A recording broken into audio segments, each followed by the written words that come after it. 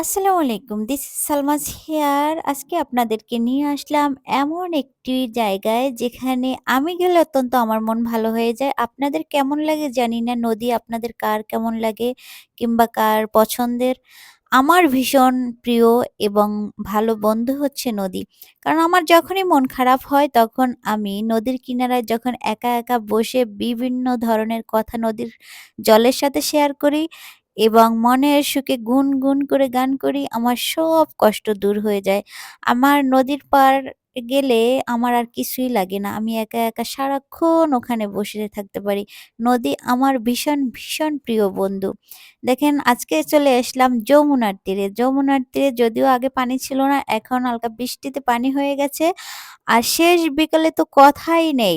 এত সুন্দর, এত গধূলি লগ্নে এত মধুর লাগে ওই জায়গাটা যেটা বুঝাতে পারব না।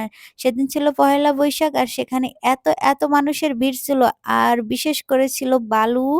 বালুর ভিতরে হাঁটতে পারাটা আমার কাছে খুবই দুষ্কর ছিল। অনেক কষ্টে হাঁটতে একটা নৌকা নিয়ে আসা হলো। তো নৌকা থেকে আমরা ওপার পার হলাম। পার হয়ে গিয়ে দেখলাম শুধু বালু আর বালু।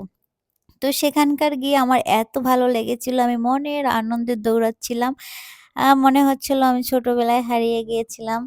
তো কিছুক্ষণের জন্য হলেও আমি সেই ছোটবেলার আনন্দগুলো উপভোগ করতে পেরে আমার অনেক ভালো লেগেছিল।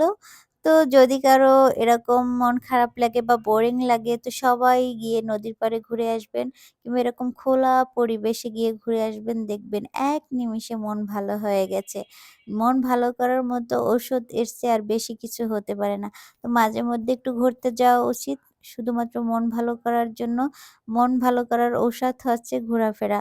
যত বেশি সুন্দরভাবে ঘোরাফেরা করতে পারেন ততই আপনার মন ভালো থাকবে। তো আমার মতো নদী কার, কার পছন্দ জানাবেন।